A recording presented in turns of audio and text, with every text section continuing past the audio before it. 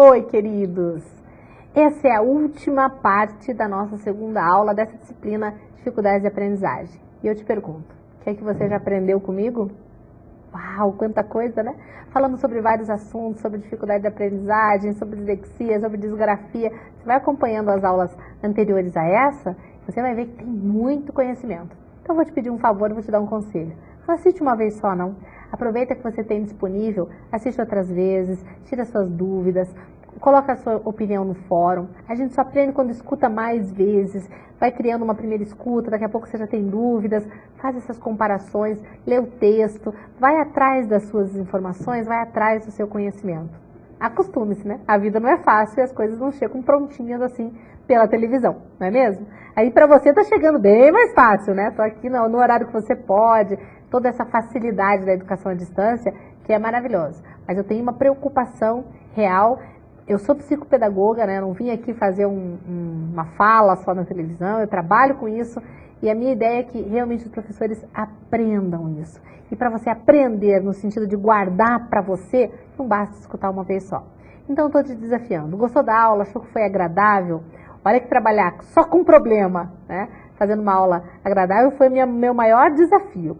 Então vem me conta se você gostou, se você entendeu isso tudo, no que a gente pode conversar. Vou adorar ver esse fórum bombar de opinião. Quero assim, tá? Menos que isso nem me interessa. Quero bastante coisa, bastante opinião. Quero gente do Brasil inteiro participando comigo.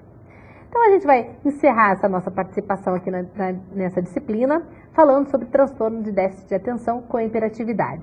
Na aula anterior, na 19ª, aqui no nosso encontro, ou na 9ª aula, na 9ª parte da segunda aula, isso para falar bem bonitinho, você já viu o começo disso. E agora a gente vai para as características para as causas do transtorno de déficit de atenção com hiperatividade. Vamos lá.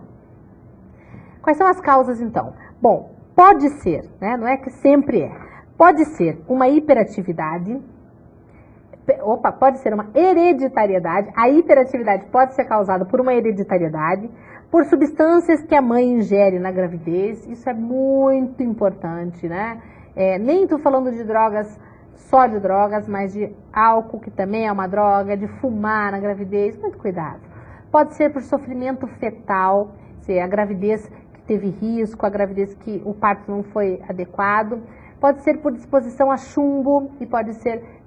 mas como é que é assim, Luciana, que eu vou ficar exposta a chumbo, né? Tem alguns medicamentos que tem chumbo, que a mãe toma, e a criança acaba recebendo.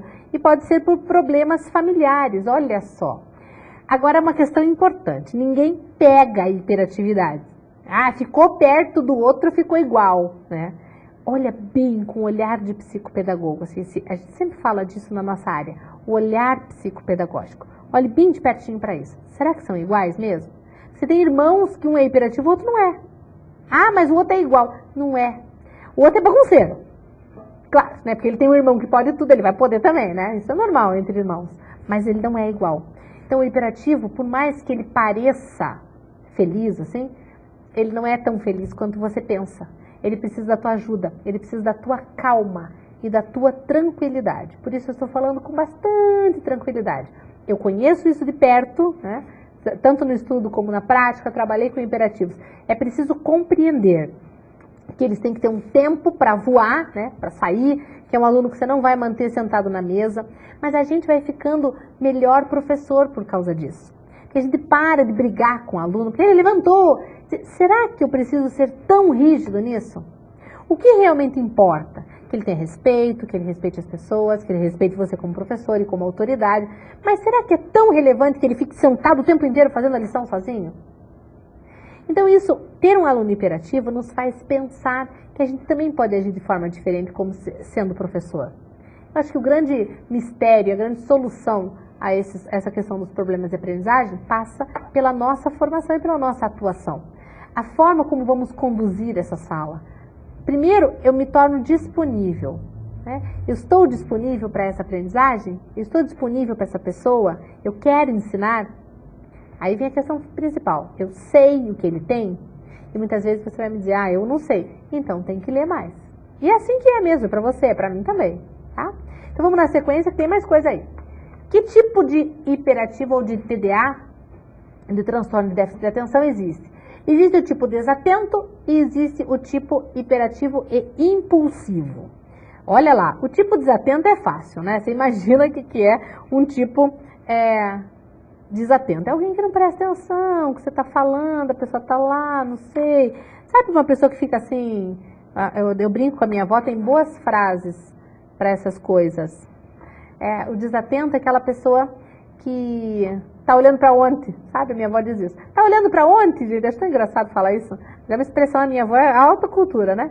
Então ela sempre me deu umas frases muito interessantes. E o desatento é aquele assim, você chega a pensar se a criança escuta, se o jovem escuta. Depois você vê que ele escuta, porque ele não está prestando atenção. Entendeu? Em contrapartida a isso, esse é o transtorno de déficit de atenção. Você tem o que está escutando muito bem e é o impulsivo, o hiperativo, aquele que não está parando quieto, que enlouqueceu a família inteira, que já... Olha, que no prazo que você está lanchando com a tua família, ele já entrou embaixo da mesa, saiu, pegou o cachorro, trouxe o cachorro, trocou, deu banho no cachorro, enxugou, e você está lá ainda na mesma ação. Já fez 50 coisas diferentes. Vamos lá. Alguns detalhes, alguns sintomas do desatento. Ele tem poucos detalhes, poucos detalhes, pouca atenção, pouca escuta. Ele escuta normalmente, se é que você pode dizer assim, mas ele não está prestando atenção, tá? Ele tem dificuldade em seguir instruções, ele não termina os deveres. Sabe por que ele não termina? Olha aqui nos meus olhos. Você deve ter aluno assim. Ele começa a fazer, ele até começou no pique. Peraí, ele está pensando lá, não sei aonde, daí a coisa foi indo. Enquanto isso, a aula foi. E a professora também foi. E já está corrigindo o trabalho. Quando chegou no momento que ele olhou para aquilo, que ele voltou, né, a prestar atenção, já foi. Ele fala assim, o bonde já andou. E ele ficou. E daí, como é que a professora vai responder isso? Então, se você tem um aluno que é desatento, você tem que ficar o tempo inteiro chamando, trazendo ele para a aula. Porque se você largar, ele vai pensando lá, não sei onde. Tá? Presta atenção. Como diz a avó da professora Luciana, olhando para onde, né? Pensando lá, não sei no que. Vamos lá, na sequência. Outros sintomas do desatento. Dificuldade na organização das suas tarefas e atividades. Ele reluta em envolver-se nas tarefas, claro, porque ele não consegue fazer até o fim. E como perde coisas. Sabe por que ele perde? Porque ele tá assim, ó. Ele tá com o lápis. Daí ele tá falando aqui, mas daqui ele já tá pensando lá, não sei aonde, aí o lápis já foi, já pensou, daqui a pouco ele olha, não sei mais o que eu tô fazendo, não sei mais o que eu tô... Então ele não tem uma dificuldade de inteligência, ele não é... Não, ele é inteligente, ele sabe, só que ele não consegue vincular naquele aprendizado. Daí o professor diz assim, quando ele vincula, que ele fez com vontade, com garra, aí foi embora, aprendeu. Só que até chegar lá, meu amigo, tem que ter muita paciência de professor. Ele organiza suas tarefas com dificuldade, não é fácil para ele. Olha lá na tela, tem mais, por favor. Ele distrai-se facilmente com imagens e sons que não tem nada a ver. Enquanto você está falando aqui, ele está escutando um cachorro que latiu lá fora, não sei quando. E ele esquece as tarefas. Porque, gente, ele nem conseguiu copiar na agenda que era para fazer a tarefa. Quanto mais escutar. Então, isso é uma determinante? Ele vai ser sempre assim? Não, não vai. Só que você tem que sempre trabalhar. Escreveu na agenda? Para esse garoto, não adianta dar uma frase desse tamanho, porque ele não vai copiar. Então, assim, trazer fotografia. A gente brinca assim, curto e grosso. Não grosso, né? Porque não é mal educado, mas curto, pelo menos. Na sequência, eu vou te sugerir um livro, a leitura de um livro. É um livro que está bem famoso, aí está bombando. Que chama Mentes Inquietas. A autora, fica aí. A autora é a Ana Beatriz Silva, que é a moça que vai ser entrevistada, uma moça muito legal, que vai ser entrevistada nesse vídeo que está disponível para vocês. Entrevista com a Ana Beatriz. Vale a pena. Bom, a gente tem ainda um tipo de TDAH que é o impulsivo. Que aí, esse é diferente desse primeiro que a gente falou, que ele fica tranquilo. Esse impulsivo é aquele que responde na hora, que muitas vezes agride, ele fica agressivo porque ele não consegue controlar. Para alguns desses casos de impulsividade, alguns desses casos é necessário uma medicação.